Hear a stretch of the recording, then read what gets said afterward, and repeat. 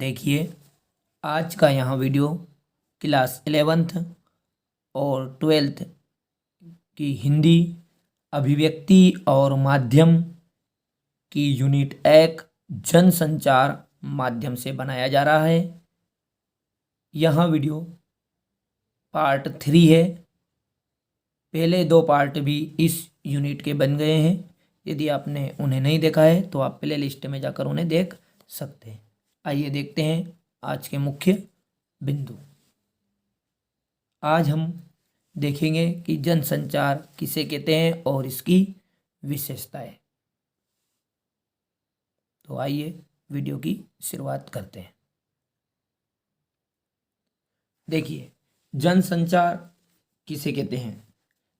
जब जनता के समूह के साथ सीधे संवाद न करके किसी तकनीक या यांत्रिक माध्यम के द्वारा संवाद किया जाता है तो इसे ही जनसंचार कहते हैं। अर्थात जनता से हम सीधे संवाद ना करेंगे और किसी यांत्रिक माध्यम या कोई तकनीक के द्वारा यदि हम संवाद करते हैं तो उस संवाद को क्या कहते हैं, या संचार करते हैं तो उस संचार को जनसंचार कहते हैं। उदाहरण के लिए मान लिया जाए कि जैसे कोरोना काल में प्रधानमंत्री ने सभी लोगों को संदेश दिया था, तो वहाँ संदेश या वहाँ संचार कौन सा संचार के अंतर्गत आता है? जन संचार के अंतर्गत आता है। अर्थात जनता से वो सीधा संपर्क नहीं किया उन्होंने, किसी तकनीक या यांत्रिक यानी कि टीवी, ठीक है, समाचार पत्र, इनके द्वारा जनता से संपर्क किया, तो इस संचार को क्या कहेंगे? जन संचार कहते हैं। ठीक है, अब हम जनसंचार की विशेषताओं का अध्ययन करेंगे। जनसंचार की विशेषताओं में सबसे पहली इसकी विशेषता आती है सार्वजनिकता। देखिए, सार्वजनिकता का अर्थ होता है कि सभी के लिए, अर्थात जो जनसंचार है उसका आनंद देश विदेश के अनेक नगरों के लोग ले सकते हैं। अर्थात ये किसी एक के लिए नहीं होता है। और इसमें जो संचारक और प्राप्तकर्ता होता है, ठीक है, जो इसमें कौन होता है? संचारक और प्राप्तकर्ता।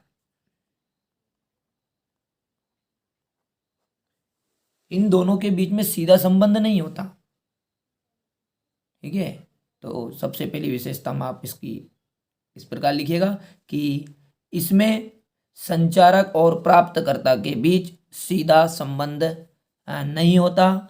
जनसंचार का देश विदेश के अनेक नगरों के लोग आनंद ले सकते हैं। ठीक है, अब देखिए इसकी दूसरी विशेषता, अत्यधिक व्यापकता। दूसरी विशेषता इसकी अत्यधिक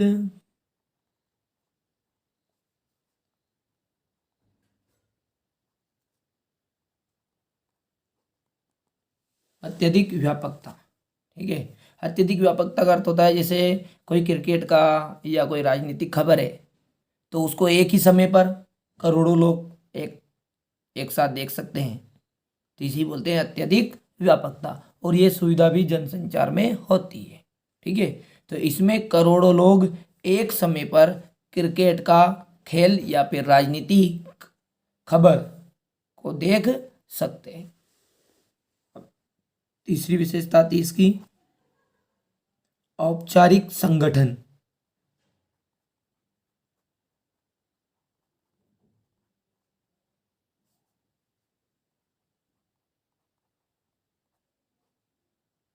औपचारिक संगठन, यहाँ जो जनसंचार है वो किसी एक व्यक्ति से नहीं जुड़ा होता, बल्कि कैसा होता है? औपचारिक होता है।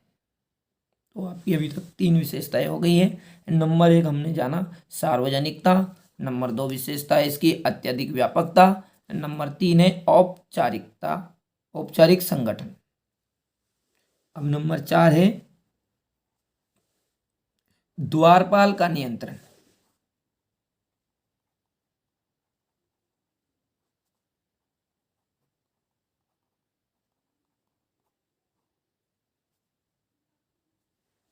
द्वारपाल का नियंत्रण होता है जनसंचार में, अर्थात गेट कीपर होता है, तो जनसंचार का नियंत्रण करने का काम करते हैं, अर्थात ऐसी कोई की सूचना लोगों तक नहीं पहुंच जाए जो क्या हो, कानूनी के खिलाफ हो, अर्थात जो हमारे देश के हित के लिए नहीं हो, तो उसका ध्यान कौन रखते हैं, द्वारपाल रखते हैं।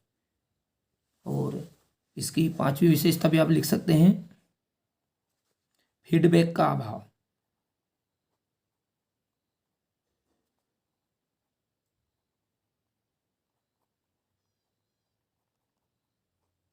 फीडबैक का अभाव अर्थात जनसंचार की वास्तव में तो एक कमी है ये, कि इसमें क्या होता है, तुरंत फीडबैक नहीं मिलता, ठीक है। पर लेकिन इसका आज ये अपवाद हो गई है, यूट्यूब और व्हाट्सएप इसका अपवाद हो चुके हैं, क्योंकि उनमें फीडबैक और तुरंत हम मैसेज भेज।